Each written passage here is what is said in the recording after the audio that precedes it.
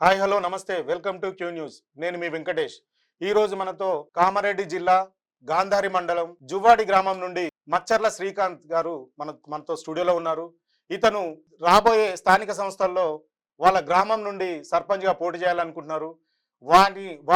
వారి నుంచి వారి యొక్క విలేజ్కి సంబంధించిన విషయాలు, అతని యొక్క విలేజ్కు అతని యొక్క మిషను విజను ఏ విధంగా ఉంది అతని మాటల్లోనే తెలుసుకునే ప్రయత్నం చేద్దాము. Welcome to Q news. మీ ఈ ప్రేక్షకులందరికీ కూడాను ధన్యవాదాలు. నమస్తే శ్రీకాంత్ గారు. నమస్కారం అండి. Welcome to Q news. ధన్యవాదాలండి. ఓకే. శ్రీకాంత్ గారు, సో మీ యొక్క వ్యక్తిగత విషయాలు మీరు మా వ్యూవర్స్తో పంచుకుంటారని నేను కోరుకుంటున్నాను. ముందుగా బీసీల చైతన్య పరుస్తున్నటువంటి బీసీ ఉద్యమ నాయకుడు తీన్మార్ మల్లన్న గారికి జన్మదిన శుభాకాంక్షలు తెలియజేస్తూ క్యూ న్యూస్ వ్యూవర్స్ అందరికి కూడా హృదయపూర్వకమైనటువంటి నమస్కారాలు తెలియజేస్తూ నన్ను క్యూ న్యూస్ స్టూడియోకు ఆహ్వానించినందుకు ధన్యవాదాలు తెలియజేస్తా ఉన్నాను. నా పేరు మచ్చర్ల శ్రీకాంత్. మా స్వస్థలం గాంధారి మండలం జువ్వాడి గ్రామం. నేను పీజీ వరకు కూడా చదువుకున్నాను.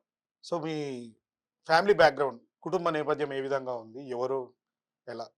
మేము రజక జాతి కులస్తులం.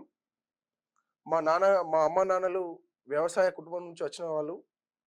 నేను కూడా వ్యవసాయ కుటుంబంలో పుట్టి ఆ స్థాయి నుంచి చదువుకొని విద్యార్థి సంఘం నుండి రాజకీయ పార్టీల్లో, అదేవిధంగా కుల సంఘాల్లో పనిచేస్తూ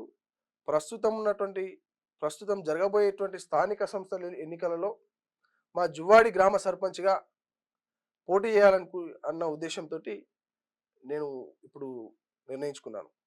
కరెక్ట్. యువత రాజకీయాల్లోకి రావడం మంచి సంకేతము. సో మీరు కంటెస్ట్ చేద్దాం అనుకుంటున్నారు సర్పంచ్గా. సో మీ విలేజ్కి సంబంధించిన విషయాలపైన మీకు ఎంతవరకు అవగాహన ఉంది? ఉందా లేదా? ఉంటే ఏ విధమైన అవగాహన ఉంది? మా గ్రామానికి సంబంధించినటువంటి విషయాలపైన నాకు అవగాహన ఉంది. మా గ్రామంలో దాదాపుగా 1600 మంది జనాభా ఉంటారు. దాంట్లో ఒక 1000 మంది, ఒక 800 మంది ఆడవాళ్ళు, 600 మంది మగవాళ్ళు ఉంటారు. అదేవిధంగా చాలా వృద్ధులు, అదేవిధంగా చిన్నపిల్లలు కూడా ఉంటారు. సో మీ యొక్క విలేజ్ యొక్క విస్తీర్ణం ఏంటి? ఏ విధమైన పంటలు పండుతాయి? మీ యొక్క వాటర్ రిసోర్స్ ఏ విధంగా ఉన్నాయి?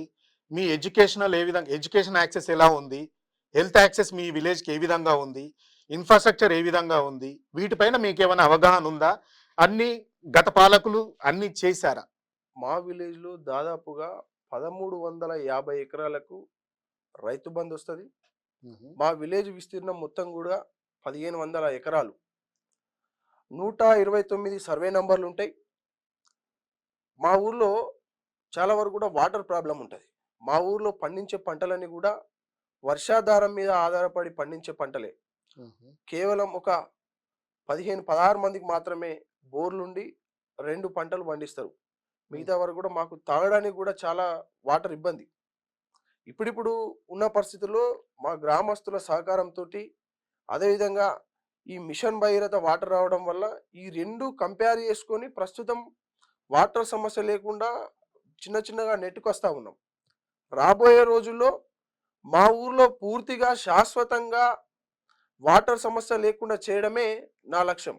ఓకే, లక్ష్యం. ఓకే, వాటర్ గురించి చెప్పారు. సో మిగతా విషయాలపైన మీ గ్రామంలో ఎదుర్కొంటున్న ప్రధానమైన సమస్యలు ఏ విధమైన సమస్యలు ఉన్నాయి?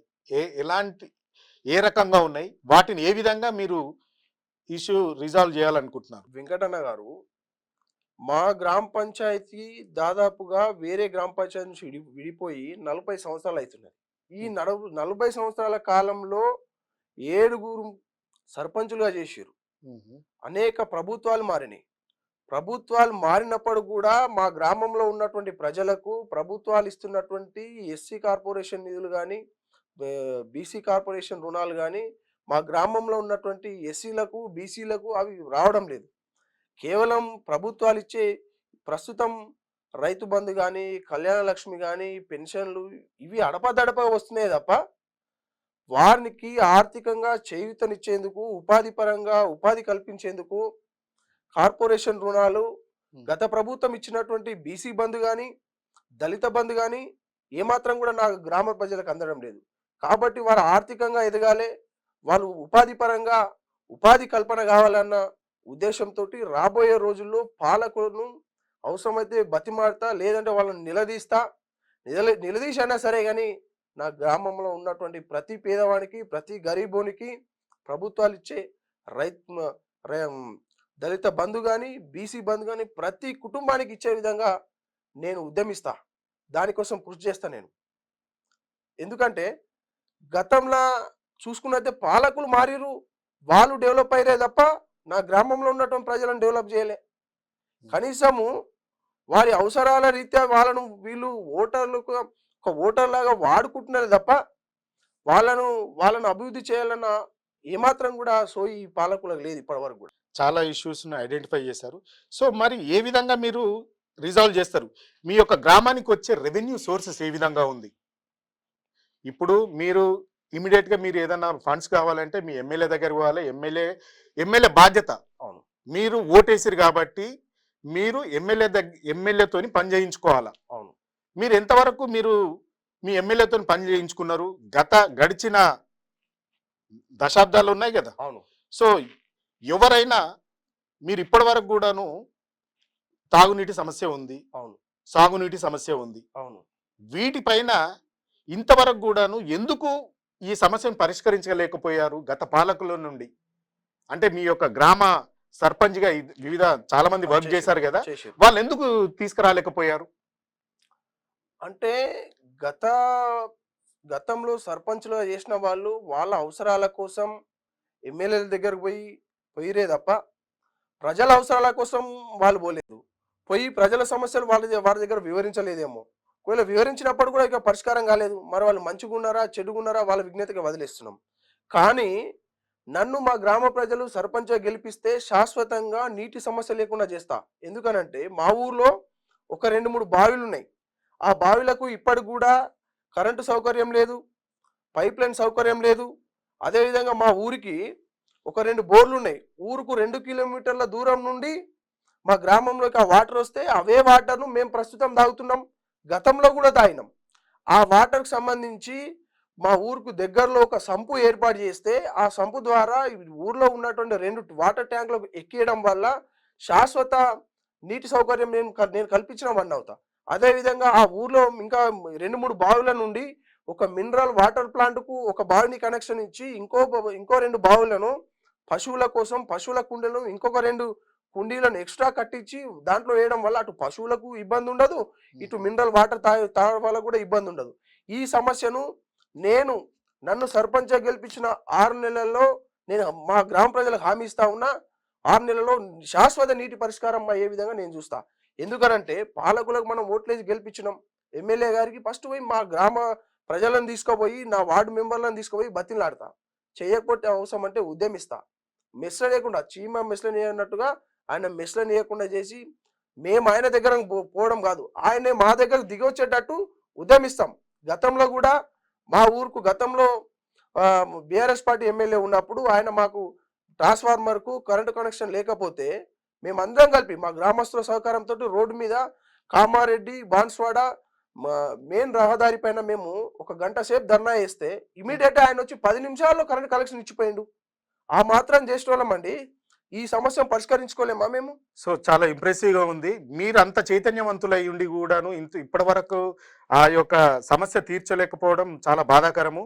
సో మీలాంటి యువత రాజకీయాల్లోకి రావడము, ప్రథమ పౌరుడిగా ఆ విలేజ్కి ప్రథమ పౌరుడిగా మీరు వ్యవహరించి ఆ సమస్యలను గుర్తించి వాటిని పరిష్కరిస్తా అంటున్నారు చూడు, యాక్సెప్ట్ మీరు చేయాలని నేను కోరుకుంటాను. ఒకవేళ సహకరించకపోతే కూడా మీరు ఎమ్మెల్యే కానీ ఇతర అధికారుల నుండి ఏ విధంగా వర్క్ చేసుకోవచ్చు అనే వ్యూహాన్ని కూడా మీరు మీ వ్యూవర్స్ చెప్తున్నారు, ప్రజలకు చెప్తున్నారు.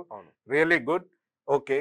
సో ఇవి కాకుండా ఇప్పుడు ఈ ఫండ్స్ అనేది రెవెన్యూ సోర్సెస్ ఫండ్స్, అవును, సో రకరకాల ఫండ్స్ ఉంటాయి, సెంట్రల్ గవర్నమెంట్ ఫండ్స్ ఉంటాయి, స్టేట్ గవర్నమెంట్ ఫండ్స్, వీటిపైన మీకు ఏమైనా అవగాహన ఉందా? ఉందండి.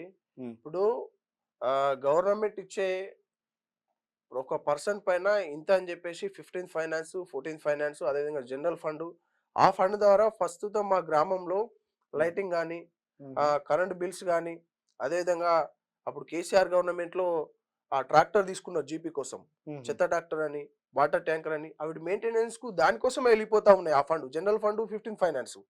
ఇక గ్రామంలో అభివృద్ధి కోసం ఏమాత్రం కూడా ఆ ఫండ్ యూజ్ అవుతలేదు. కనీసము గ్రామంలో ఒక పేదవాడిని సడన్ గా వర్షాకాలంలో ఇల్లు కూలిపోయింది, 1 లక్ష రూపాయలు గ్రామ పంచాయతీ నుంచి సహాయం చేద్దామంటే దాంట్లో 10,000 కూడా లేనటువంటి పరిస్థితి. ఆ పరిస్థితి లేకుండా ప్రస్తుతం గవర్నమెంట్ ఇచ్చేటువంటి ఇందిరమైనలో నేను 5 సంవత్సరాలు పదవి కాలంలో ఉన్నప్పుడు వాస్తవంగా ప్రస్తుత గవర్నమెంట్ ఒక నియోజకవర్గానికి 3,500 ఇండ్లు ఇస్తామంటుంది. లెక్క ప్రకారంగా మా గ్రామానికి 10 ఇండ్లే వస్తాయి. కానీ నేను ఎమ్మెల్యే గారితో నాకు రావాల్సింది 10 ఇండ్లు కాదు, నా గ్రామ జనాభా ప్రకారం సంవత్సరానికి 20 ఇండ్లు ఇవ్వండి, అర్హులైన ప్రతి పేదవానికి కూడా మీరు ఇండ్లు ఇవ్వాలని చెప్పేసి ఆయనతో బతిమాడతా అవసరం అంటే ఉద్యమించైనా సరే నేను 5 సంవత్సరాల పదవి కాలంలో సంవత్సరానికి 20 ఇండ్ల చొప్పున 5 సంవత్సరాలకు 100 ఇండ్లు తెచ్చి కంప్లీట్గా మా గ్రామంలో ఏ ఇల్లు లేని పేదవానిగా తీర్చిదిద్దడమే నా లక్ష్యం. ఆ విధంగా కృషి చేస్తాను నేను. అదేవిధంగా ఇప్పుడు మాకు వేరే రెవెన్యూ సోర్సే లేదు, బిజినెస్ లేదు మా ఊర్లో, ఏమాత్రం కూడా బిజినెస్ షాప్ల ద్వారా వచ్చేది లేదు, వీడీసీ బిల్డింగ్స్ లేవు, ఎటువంటి ఫ్యాక్టరీస్ లేవు. కాబట్టి మా ఊరికి వేరే రెవెన్యూ సోర్స్ లేదు కదండి. కాబట్టి అవసరం అంటే ఇంకొంచెం ఎంపీ ల్యాడ్స్ తీసుకుంటాం. ఎంపీలకు కూడా సెంట్రల్ గవర్నమెంట్ ప్రతి సంవత్సరం 2 కోట్ల నిధులు ఇస్తా ఉన్నది. వాళ్ళు 2 కోట్ల నిధులు ఎప్పుడైనప్పుడు కూడా ఎంపీలు ఆ జుక్కలు, నారాయణఖేడ్, జైరాబాద్, ఆందోళ్ ఆ నియోజకవర్గాల నుంచే ఎంపీలు అవుతా ఉన్నారు, వాళ్ళే దన్నుకుంటా ఉన్నారు. కానీ మా దగ్గర నుంచి కూడా మేము కూడా వాళ్ళకి ఓట్లేసి గెలిపించినాం కదా, వారి దగ్గర నుంచి ఎంపీ నిధులు తీసుకొచ్చి మా గ్రామంలో ఉన్నటువంటి ప్రతి కుల సంఘానికి కూడా కుల సంఘం బిల్డింగ్ కు 2,50,000 రూపాయలు ఎంపీ నిధుల ద్వారా ఇప్పించే బాధ్యత నేను తీసుకుంటా. గత ఎంపీ ఎలక్షన్ అప్పుడు కూడా కాంగ్రెస్ నాయకులు వాళ్ళకు హామీ ఇచ్చారు. అవసరం అంటే ఆ కుల సంఘాలను తీసుకుపోయి ఎంపీ గారిని బతిలాడతామా, అవసరం అంటే ఆయనతో కూడా ఫైట్ చేసైనా సరే మా కుల సంఘాలకు ప్రతి సంఘానికి కూడా 2,50,000 ఇప్పించే బాధ్యత నేను తీసుకుంటా. సో ఆ విధంగా మీకు ఒక విలేజ్ పైన సమస్యల పైన పూర్తి అవగాహన ఉందని అనుకుంటున్నాను. అవును, సో నమ్ముతున్నాం. ఒకవేళ మీరు వాగ్దానాలు చేశారు, అవును, ఏది నేను ఇది చేస్తాను అది చేస్తానని, అవును, ఇన్ కేస్ చెయ్యకపోతే మీరు రిజైన్ చేస్తారా? ఇప్పుడు తీన్మార్ మల్లన్న గారు ఏదైతే రీకాల్ అని చెప్తా ఉన్నారో, రైట్ టు రీకాల్, అదే విధంగా నేను కూడా బరాబర్ రిజైన్ చేస్తాను. ఎందుకంటే అండి, నేను సర్పంచ్ కావడం వల్ల బయట జనాలకు పరిచయం కావాల్సిన అవసరం లేదు. నేను ఆల్రెడీ బయట జనాలకు పరిచయస్తున్నే. నేను సర్పంచ్ కావాలనుకుంటున్నది నా వ్యక్తిగత అభివృద్ధి కోసం కాదు, నా గ్రామ అభివృద్ధి కోసం. నా గ్రామంలో ఉన్నటువంటి పేదవాళ్లకు కేంద్ర రాష్ట్ర ప్రభుత్వాలు ఇస్తున్నటువంటి సంక్షేమ పథకాలు ప్రతి పేదవానికి కూడా అందాలి. ఆ సంక్షేమ పథకాలు పేదవానికి అందినప్పుడే వాళ్ళు ఆర్థికంగా ఎదుగుతారు. ఎందుకంటే గతంలో దాదాపుగా నా గ్రామంలో 80 నుంచి 90 మంది వృద్ధులకు, వికలాంగులకు, కొంతమంది వికలాంగులకు, వితంతువులకు, అదేవిధంగా 60 సంవత్సరాల పైబడినటువంటి వృద్ధులకు పెన్షన్ రాక పాపం వాళ్ళు అలమటిస్తూ ఉన్నారు. గత 4 సంవత్సరాల నుండి నేను బయట ఒక రాజకీయాల్లో తిరుగుతున్నప్పుడు కూడా కనీసం ఒక పెన్షన్ ఇప్పించలేకపోతున్నానండి. నేనే కాదు, కనీసం ఒక ఎమ్మెల్యేలు కూడా ఒక పెన్షన్ ఇప్పించలేని పరిస్థితి. ఆ పరిస్థితి రాకుండా వాళ్ళకు పెన్షన్ ఇప్పించే బాధ్యత నేను తీసుకుంటా. వాళ్ళు ఆర్థికంగా ఎదిగే విధంగా నేను కృషి చేస్తా. అదేవిధంగా గతంలో పెన్షన్లు ఇప్పించినటువంటి వ్యక్తులందరూ కూడా వారి దగ్గర పెన్షన్లు ఇప్పించి కేసీఆర్ ఫస్ట్ ఇచ్చినటువంటి 2,000 పెన్షన్ వితంతులకు, బీడీ కార్మికులకు, వృద్ధులకు, అదేవిధంగా వికలాంగులకు ఇచ్చినట్టు 3,016 రూపాయల పెన్షన్ల వాళ్ళు ఫస్ట్ నెల పెన్షన్ వాళ్ళే దొబ్బేసిరు గత పాలకులు. అటువంటి చరిత్ర వాళ్ళది. అదేవిధంగా మా ఊర్లో ఒక వితంతు మహిళ గతంలో సర్పంచ్ ఉన్నటువంటి ఒక ఆయనకు పోయి, తమ్మి నాకు పెన్షన్ వస్తలేదు, నాకు 2,000 రూపాయల పెన్షన్ ఇప్పియు అని చెప్పేసి ఆయన బతిమలాడుకుంటే, అత్యధిక బతిమలాడినందుకు నేను అప్పుడు నాకు ఓటేసేందుకు నేను నీ కాలు మొక్కినా, ఇప్పుడు నువ్వు నాకు కాలు మొక్కినా కూడా నేను నీకు పెన్షన్ ఇయ్యా అని చెప్పేసి ఆయన ఆ విధంగా మాట్లాడినప్పుడు ఆమె ఎంత బతిమలాడా కానీ ఈయన వినకుండా ఉల్టా ఆమెను చెప్పుతో కొట్టినటువంటి ఘనత మా ఊరు గత పాలకులది. ఆ పరిస్థితి లేకుండా నేను మా గ్రామ ప్రజలకు వాళ్ళు నాకు ఒక్కరోజు ఓటేస్తే 1825 రోజులు నేను వాళ్ళ కోసం పనిచేస్తా. నేను వాళ్ళకు పాలకుని లెక్క పాలన చేయను. సేవకునిలాగా వాళ్ళ సేవ చేసుకుంటా. దానికోసం అని చెప్పేసి నేను సర్పంచ్ కావాలనుకుంటున్నా. కాబట్టి నేను నా గ్రామ అభివృద్ధి కోసం సర్పంచ్ కావాలనుకుంటున్నా తప్ప నా వ్యక్తిగత అభివృద్ధి కోసం నేను సర్పంచ్ కావాలనుకుంటలేను. సో ఇప్పుడు పంచాయతీ ఎలక్షన్ అంటే డబ్బు ఎక్కువగా ఫ్లో ఉంటది. అవును. మందు, అవును. విందు, అవును. సో ఇవన్నీ కూడా ఉంటాయి. సో ఇవి ఏ రకంగా మీ ఊర్లో ఏ విధంగా ప్రభావితం చేయగలుగుతాయి ఈ ఓటర్లను? ప్రస్తుతం ఉన్న తరుణంలో సోషల్ మీడియా రావడం వల్ల అందరూ కూడా చైతన్యవంతులయ్యారు. తీన్మార్ మల్లన్న గారు బీసీ ఉద్యమం మీద ఎక్కడో సూర్యాపేటలో పెట్టిన మీటింగు ఇటు మూలన ఉన్నటువంటి మా కామారెడ్డి జిల్లాలో కూడా మేము చూస్తా ఉన్నాం. అంటే సోషల్ మీడియా ప్రభావితం అయింది కదండి. మరి శ్రీకాంత్ ఎటువంటి వాడు, ఇంకొకరు ఎటువంటి వాళ్ళు, వాళ్ళందరూ చూస్తున్నారు కదా. కాబట్టి శ్రీకాంత్ మంచి చేస్తాడా, ఇంకొకరు మంచి చేస్తాడా అనేది వాళ్ళు ఆలోచిస్తారు కదా. అటువంటప్పుడు నేను డబ్బులు ఇవ్వాల్సిన అవసరం లేదు, నేను మందు వంచాల్సిన అవసరం లేదు. నా మీద మా గ్రామ ప్రజల అభిమానం ఉంది, వాళ్ళు నాకు సపోర్ట్ చేస్తున్నారు, ఒక మంచి నాయకుడు కావాలనుకుంటున్నారు. కాబట్టి తప్పకుండా వాళ్ళు నన్ను ఆదరిస్తారు కూడా, నన్ను సర్పంచ్ గెలిపిస్తారు కూడా. ఆ నమ్మకం నాకుంది. సో మీరు మీ విలేజ్ సంబంధించిన అన్ని విషయాలు కూడా చెప్పారు, కానీ విద్య గురించి చెప్పలేదు. మీ ఊర్లో ఉన్న విద్యా వ్యవస్థ ఏ విధంగా ఉంది, అందరికి అందుబాటులో ఉందా, ఇంకేమన్నా మీకు కావాల్సిన డిమాండ్స్ ఏమన్నా ఉన్నాయా వాటిపైన? ఉన్నాయండి. దాదాపుగా మా ఊర్లో 8వ తరగతి వరకు స్కూల్ ఉంది. ఆ స్కూల్లో 78 మంది పిల్లలు ఉంటారు. ఒక ఆయన ఫిజికల్ హ్యాండిక్యాప్డ్, 79 మంది మొత్తం కూడా. ఈ 79 మందికి 8th వరకు ఉంది. అది 5th వరకు ప్రైమరీ స్కూల్గా గతంలో గవర్నమెంట్ శాంక్షన్ చేసింది. గతంలో ఎస్ఎంసి చైర్మన్ ఉన్నప్పుడు మా స్కూల్ను మా గ్రామస్తుల సహకారంతో మేము అప్గ్రేడ్ చేసుకుంటామని చెప్పేసి వాళ్ళకు తీర్మానం చేశారు. ఆ తీర్మానం ద్వారా ప్రతి సంవత్సరము దాన్ని 8గా మార్చారు. 8గా మార్చడం వల్ల మాకు ఒక అన్యాయం ఏం జరుగుతూ ఉందంటే, ఒక 2 మనకు సబ్జెక్ట్స్ ఉంటాయి, తెలుగు, ఇంగ్లీషు, హిందీ. తెలుగు, ఇంగ్లీష్కు వీటికి లాంగ్వేజ్ టీచర్ కావాలి. లాంగ్వేజ్ టీచర్ కావాలంటే స్కూల్ అసిస్టెంట్లు కావాలి. ఆ స్కూల్ అసిస్టెంట్లను అసలు మా ఊరికి అస్సలు లేరు. ఎందుకంటే ఇక్కడ అప్గ్రేడ్ లేదు కదా అని చెప్పేసి. ఆ ఎంఏఓ కడితే ఏమంటే మీది అప్గ్రేడ్ లేదు కదా, 5th వరకే ఉంది, మీ గ్రామస్తుల సహకారంతో చేసుకుంటామన్నారు, కాబట్టి ఇక్కడ మేము స్కూల్ అసిస్టెంట్ ఇవ్వలేకపోతున్నాం అని చెప్పేసి ఆయన ఎంఈఓ గారు అదే చెప్తున్నారు. కానీ మేము పర్సనల్గా మా గ్రామస్తుల సహకారంతో మా స్కూలు హెడ్ మాస్టర్ గారు పాపం ఆయన చాలా మంచి వ్యక్తి, ఆయన పిఆర్టీయు మా మండల ప్రెసిడెంట్ కూడా. ఆయన సహకారంతో ఎంఈఓ గారి దృష్టికి, డిఓ గారి దృష్టికి తీసుకపోతే డెప్యుటేషన్ మీద మా పక్క విలేజ్లో ఉన్నటువంటి స్కూల్ అసిస్టెంట్ను ఒక 2ని మా ఊరికి తీసుకొచ్చి వాళ్ళ ద్వారా ప్రస్తుతము హిందీ, ఇంగ్లీష్, తెలుగు మేము ఒక 3 టీచర్లను తెచ్చుకొని చెప్పించుకోగలుగుతున్నాం. కానీ ఇది ఇట్లానే డిప్యుటేషన్ మీద ఉన్న వాళ్ళకి ఏంటంటే సరైనటువంటి బాధ్యత ఉండదు. వాళ్ళు ఈ రోజు వస్తారు, రేపు రారు. వాళ్ళు ఏమన్నా అనుకుంటే లీవ్ పెట్టుకొని ఇంకో దగ్గరికి వెళ్ళిపోతారు, నాకు ఇబ్బంది అవుతుంది అని చెప్తారు వాళ్ళు. కాబట్టి నేనేం చేస్తానంటే, రాబోయే రోజులలో ప్రైవేట్ స్కూల్కు ఏ పిల్లలు అయితే పోతున్నారో, ప్రస్తుతం మా ఊరి నుంచి ప్రైవేట్ స్కూల్కు దాదాపు ఒక 50 మంది పిల్లలు పోతారండి. ఆ చిన్న గ్రామం నుండి 50 మంది ప్రైవేట్ స్కూల్స్కి వెళ్తారు. 50 మంది ప్రైవేట్ స్కూల్కి వెళ్తారు. డైలీ 3 బస్సులు మా ఊరికి వస్తాయి, ప్రైవేట్ స్కూల్ బస్సులు. ఒక 2 బస్సులు వస్తాయి, ఒక టాటా ఏస్ వస్తుంది, 3 వస్తాయి. వాటిని రాకుండా దాదాపుగా కంప్లీట్గా మా ఊర్లోనే ప్రైవేట్కు దీటుగా మా స్కూల్ను మార్చి ఆ పిల్లలను కూడా ఇక్కడనే వేసి దాన్ని 8th నుంచి 10th వరకు కూడా మేము అప్గ్రేడ్ చేసుకొని, అవసరమంటే మా ఎమ్మెల్యే గారి సహకారంతో దాన్ని అప్గ్రేడ్ చేసుకొని పర్మనెంట్ స్కూల్ అసిస్టెంట్ను మా ఊరికే తెచ్చుకొని మంచి విద్యను మా గ్రామస్తులకు అందిస్తాం. ఎందుకంటే చాలామంది పేదవాళ్ళు ఉన్నారు.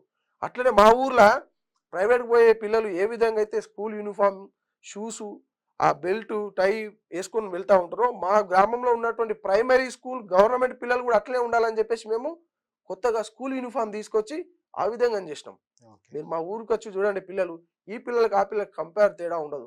వాళ్ళ టీషర్ట్ వెనకాల పైన కూడా వాళ్ళ స్కూల్ పేరు రాసి ఉంటుంది బ్రహ్మాండంగా. మా పిల్లల స్కూల్ టీషర్ట్ వెనక పైన కూడా ఎంపీపీఎస్ జువాడి అని రాసి ఉంటుంది. సో హెల్త్ యాక్సెస్ ఏ విధంగా ఉంటుంది? ఏది మీకు యొక్క ఆరోగ్య మీకు ఏమైనా సబ్ సెంటర్ కానీ ఉమ్, హాస్పిటల్ కానీ హాస్పిటల్ వెళ్ళాలంటే ఎంత దూరం వెళ్ళాల్సి ఉంటుంది? ఉమ్. సో మీకు అవన్నీ సౌకర్యాలు కరెక్ట్ గా ఉన్నాయా మీ విలేజ్ లో? మా విలేజ్ మా మండల కేంద్రానికి 4 కిలోమీటర్ల దూరంలో ఉంటది. కాబట్టి మా దగ్గర హెల్త్ సబ్ సెంటర్ ఏర్పాటు చేయలేకపోయారు. కాబట్టి ఏమన్నా ఆరోగ్య సమస్యలు వస్తే ఆల్టర్నేటివ్ మండల కేంద్రంకి పోవాల్సిందే. అక్కడ ఆల్రెడీ సిహెచ్సి హాస్పిటల్ ఉంది కాబట్టి అక్కడికే పోవాలి. ఒకటి ఏంటంటే మేజర్గా మా దగ్గర ఉండేటువంటి గర్భిణీ స్త్రీలకు కొంచెం ఇబ్బంది అవుతా ఉన్నది. మా ఊర్లో ఆశా వర్కర్ లేక. ఆ ఆశా వర్కర్ గతంలో ఉండే కొన్ని కారణాల వల్ల ఆమె వర్క్ చేయలేదు. కాబట్టి ఇప్పుడు మేము ఆశా వర్కర్ కావాలని చెప్పేసి గ్రామస్తులు అందరూ కోరుతా ఉన్నారు. ఎందుకంటే ఇప్పుడు ఆ ప్రెగ్నెన్సీ మహిళలకు కంపల్సరీ ఆశా వర్కర్లు అవసరం. కాబట్టి ఆ సమస్య లేకుండడం కోసం రాబోయే రోజుల్లో నేను సర్పంచ్ అయిన ఫస్ట్ నేను చేసే పని అది. ఈ మా గ్రామస్తుల సహకారంతో అందరితోటి మేము ఒక తీర్మానం చేసుకొని మా జిల్లా డిఎంహెచ్ఓ గారిని అదేవిధంగా కలెక్టర్ గారిని కలిసి మాకు ఆశా వర్కర్ను పర్మనెంట్ ఆశా వర్కర్ను నియమించాలని చెప్పేసి వారికి మేము విజ్ఞప్తి చేస్తాం. అవసరం అంటే వారితో కాకుంటే మేము హెల్త్ సెక్రటరీ గారి దగ్గర కూడా పోయి మా సమస్యను పరిష్కరించుకునే విధంగా నేను కృషి చేస్తాను. ధన్యవాదాలు. మీరు చాలా విషయాల గురించి మీ విలేజ్ మీద మీకు చాలా పట్టు ఉన్నట్టుంది. సో మిమ్మల్ని ఈ యొక్క మీ విజన్ని కూడాను ప్రజలు అర్థం చేసుకుంటారు, జువాడి గ్రామ ప్రజలు అర్థం చేసుకుని మిమ్మల్ని గెలిపిస్తారని ఆశిస్తున్నాను. So thank you for your thank you.